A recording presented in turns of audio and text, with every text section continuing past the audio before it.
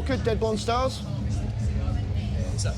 Tom Grant, DeadBlondeStars. Jamie Machin, DeadBlondeStars. Oliver Thompson, DeadBlondeStars. And surprisingly, Matt Simon's DeadBlondeStars. Yeah, I mean, for us, it's all about, we like heavy riffs and catchy melodies. And for us, sort of when you think of those 90s, early 90s bands, 2000 bands, like your Alice in Chains, like, you're not going to find a better band with harmonies than Alice in Chains. Yeah, I think because we were all sort of, well, apart from Jamie, who's a lot younger than the rest of us, we were all sort of teenagers when grunge was a thing. So, it changed everything, didn't it? Yeah. I mean, if you were there, it just changed music, and that's where we come from, I guess. For us, it's in his hearts. We're not trying to play anything, trying to catch up with any trends. We're not trying to do. We play what we love, and that's it. And hopefully that comes across when we play. It's a bit of a strange writing. I tend to bring in most of the ideas, and then we bring them into band room and make them into us. Yeah. No, that's because he doesn't. In agreement. That's because he doesn't get a vote. Yeah. I don't get. It's completely democratic, except him. Jamie's been with us about 3.5 years. 3.5 years. We've been together about 10 or 12 years. We've done EPs as well, but I think we've reached that point in our career, in inverted commas, where we're definitely an album band now.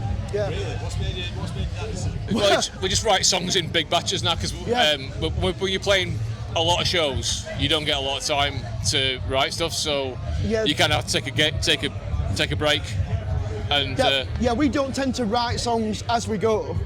We sort of, like now, I've got like 40 songs waiting for a new album.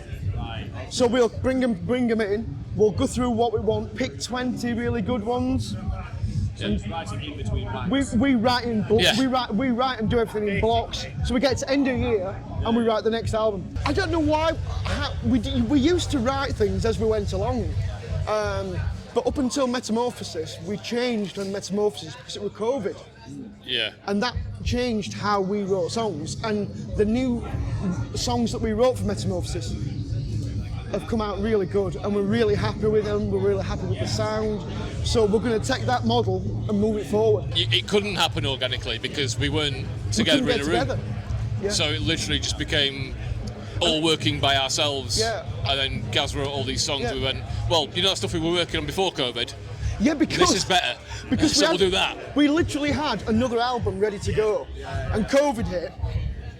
And I got some advice from a friend who I really respect as a musician, who just said, just write songs, don't write them for the band. Just write a song, and if they like it, they like it. If they don't, they don't. So I just did this new approach, wrote a new album, and I sort of handed it over a bit like a tentative child, you know what I mean? And they loved it. So we just, the previous album just got sent to junk. Yeah. And that's the format I think we're going to keep with, because it seems to work. Yeah, we'll just let him write it all, basically. Initially, there was plans to go through into Germany, Spain, France, but cost-wise now, we're outside the EU. It's horrendous. For bands at our level, I don't see that as a realistic thing anymore. Yeah, for us, I mean, if we were going to do it now, we'd just do fly dates. We've got fly rigs that we can take on a plane, take with us, get off, just to keep costs. Because costs are just touring now internationally. I just can't see it happening. Yeah, but for us, we found we play like quite a lot of festivals. We do quite a lot of gigs. At the minute, there's no great need for us to go beyond it. I think it seems like it'd be a good idea to try and get established in your own country before you try and get established somewhere else. Growth plan then? That's the big game plan. Yeah. Get fucking first Sheffield, then Barnsley. And then tomorrow Rotherham. And then, for us, all being well, who knows, A flat roof above the EU. Yeah. But What if you're booking, we're playing, man. But the album has sold literally all over the place. US, we sold a lot in US, we sold a lot throughout Europe. Sent stuff to Australia, Yeah, Germany, Spain, France, everywhere. Italy. It's gone everywhere. Like I've physically, myself, gone to the post office and gone, could you send that to Germany, please? and they're just like, give me some money then. I'm like, okay then. But yeah, it's gone absolutely everywhere, and it's been phenomenal, like how well received it's been. It's like been- we're on about like on an international scale, but for us to physically get ourselves to these places at minute, cost-wise, it's just The one thing we're not brilliant at is the whole engagement thing. We are getting better. We are getting a lot better than we were, but it's definitely an area we can get better in. Definitely. We're sort of getting into it in the social media side of it. These guys sort of take care of, and it's been this over this last year, since this last album, we've got 100% better. So if we can just keep that momentum of getting better and churning out more stuff, for us that'd be great. I think we've probably been guilty of being quite insular in the past, and I think we've got better at being more outgoing. And it turns out, you talk to people at gigs, we're generally quite nice people. It's about what you might think. I don't know, man. Well, all right. Some of us are. And when you start engaging with fans, I think again, COVID taught us this valuable lesson because you couldn't go out and play shows. And I think engaging with people through social media, and because we do it ourselves, they know who they get. They know they're talking to us. You know what I mean? They're not talking to some guy who runs it, who's got like a load of stock answers. Yeah. So that sort of period of isolation from everything taught us a lot about how to sort of behave in the public eye, so to speak, as a band, and I think we're a lot better at it now. So, although we've been together for like 10 years, or 11 now, I don't think anybody really heard of us until the last sort of 3 or 4 when we started actually pulling our finger out and being nice to people. I think COVID. I really do think COVID. I think so. Yeah. I think because there were no gigs, you had to try and engage with the other, because that was always our thing, be a great live band and other stuff will follow.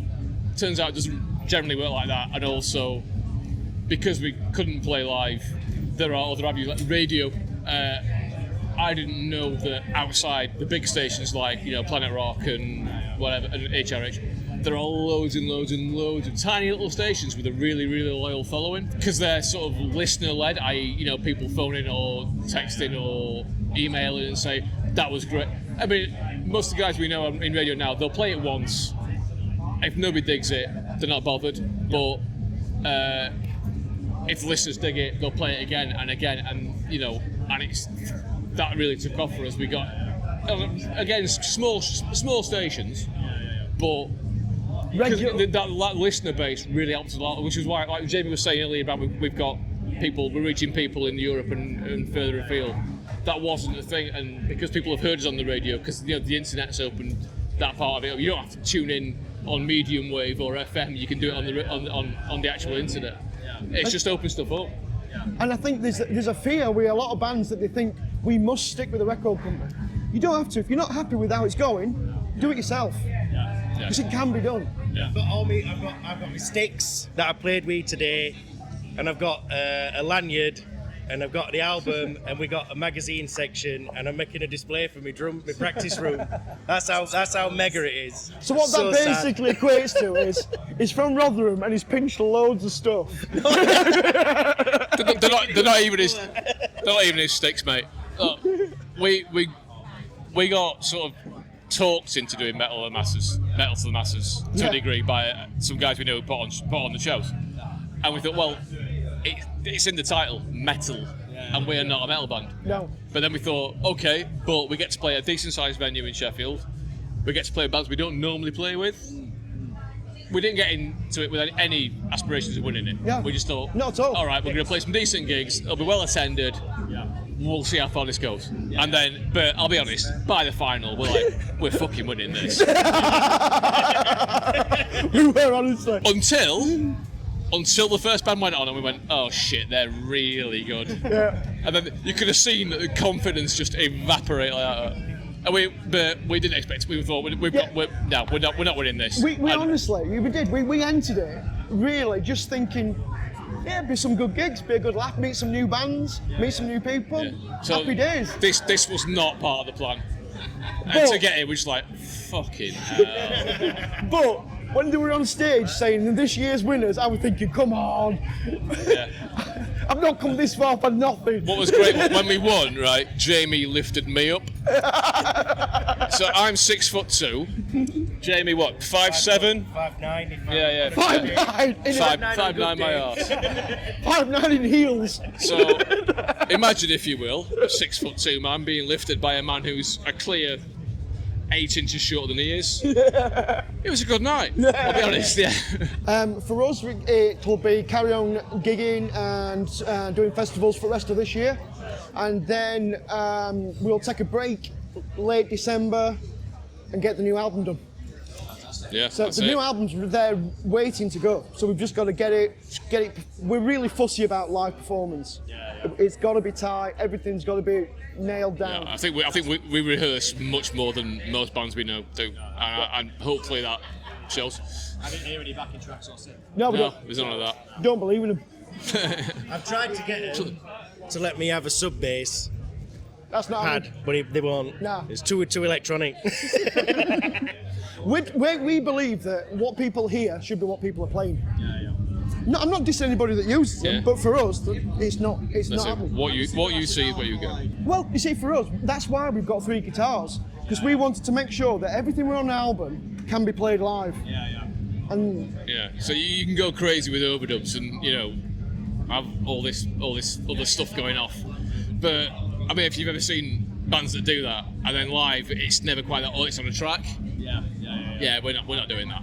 So we'd be squeezing it in for literally no purpose. yeah, there's no point having 3 guitars unless you're going to use them.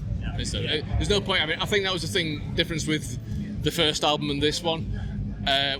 The first album was recorded when we were kind of 2 guitars and Gav started playing guitar again. So it was generally doubling tracks a lot. But because we had that luxury of time through COVID and rewriting this, it became an actual proper 3 guitar band. You know what I mean? So there are three separate different parts. There are bits where everybody plays the same stuff, but by and large, there's no need for any tracks or anything like that. It's all the same bit. Well, the new album will be out in 2024. If they can check us out on anything, on Facebook, Twitter, Instagram, just type in DeadBlondeStars and we're up.